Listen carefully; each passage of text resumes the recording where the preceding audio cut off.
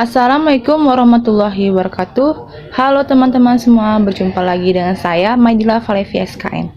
Pada kesempatan kali ini, saya ingin membawakan podcast Core Value Berakhlak, yaitu mengenai harmonis.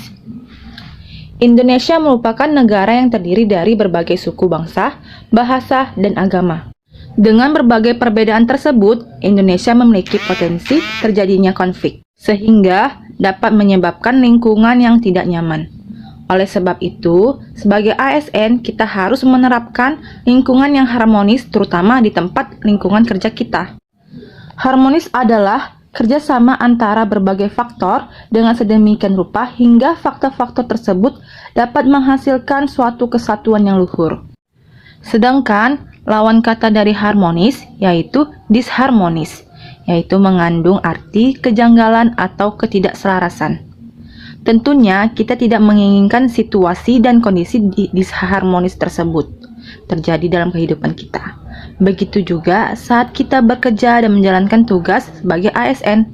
Oleh karena itu, kita sebisa mungkin mengantisipasi situasi dan kondisi agar situasi harmonis tercipta dan potensi disharmonis dapat kita hindari. Salah satu kunci sukses kinerja suatu organisasi berawal dari suasana tempat kerja.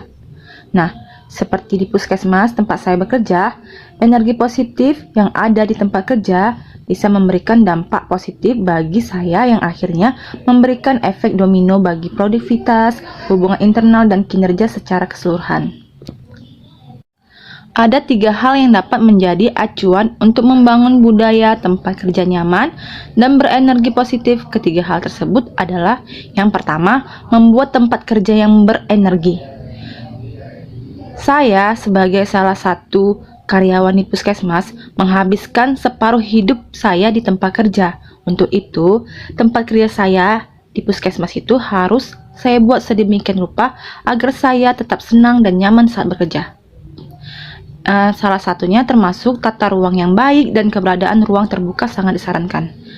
Di puskesmas saya tersendiri, desain ruang interpersonal dan kepuasan kerja sekaligus optimal sehingga mengurangi terjadinya disharmonis yang disebabkan kurangnya komunikasi. Yang kedua, memberikan keleluasaan untuk belajar dan memberikan kontribusi. Dalam yang kedua ini, kita harus selalu ingat dalam sebuah organisasi Anda bukan satu-satunya orang yang menjalankan alur produktivitas. Jadi ketika saya sedang tidak ada ide atau lagi mentoknya, tidak ada ide kreatif saya, biasanya saya akan mencari ide dari orang-orang yang berada dalam puskesmas saya tersebut untuk bisa menyelesaikan segala tugas saya dalam melakukan promosi kesehatan kepada masyarakat. Nah, hal tersebut mampu meningkatkan keterlibatan dan rasa memiliki karyawan dalam sebuah bisnis atau organisasi. Yang ketiga, berbagi kebahagiaan bersama seluruh anggota organisasi. Sebagai contoh, misalnya saya sebagai promosi kesehatan atau promotor kesehatan melakukan penyuluhan ke lapangan. Tentu saja saya tidak sendiri. Saya akan ditemani oleh teman saya yang lain untuk menyampaikan penyuluhan atau promotor kesehatan kepada masyarakat di lapangan.